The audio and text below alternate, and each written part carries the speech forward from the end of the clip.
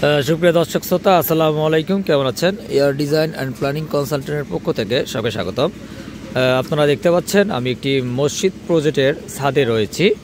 এটি প্রায় 2500 স্কোয়ার ফিটের একটি ভবনটি, যার 12টি কলমের উপর ডিজাইনটি করা একটি দোতলা একটি মসজিদ কমপ্লেক্স। এখানে আমরা আজ ছাদ ঢালাইয়ের কাজের জন্য মোটামুটি প্রস্তুতি সম্পূর্ণ করেছি। তাই এখানে কিছু ইলেকট্রিক্যাল এবং কিছু রডের কিছু কাজ এখনও বাকি রয়েছে। সেই কাজগুলো আমরা তদারকি করে নিচ্ছি এবং সেই কাজগুলো সঠিকভাবে হওয়ার পরে আমরা তারপর ঢালাই কাস্টিং স্টার্ট করব।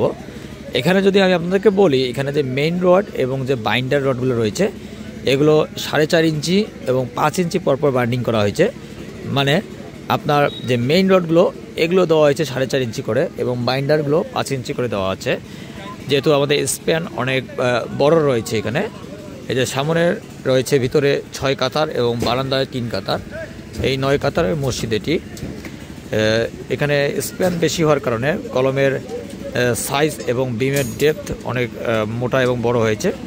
যেহেতু ক্লায়েন্টসদের রিকোয়ারমেন্ট বা মসজিদ কমিটির রিকোয়ারমেন্ট ছিল যে মাঝখানে কোনো কলম হবে না, সেই কলম না হওয়ার বিবেচনার কারণে দুইটির উপর লোড করেই করা হয়েছে।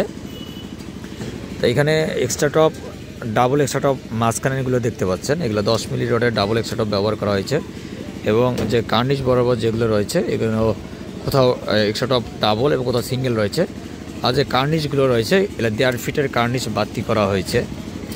এখানে দেখেন, এখানে ইলেকট্রিক্যালের কাজগুলো করা হচ্ছে, ইলেকট্রিক এবং পাশাপাশি মসজিদের যে ফ্যান হুক, সেই ফ্যান হুকের কাজগুলো করতে হবে।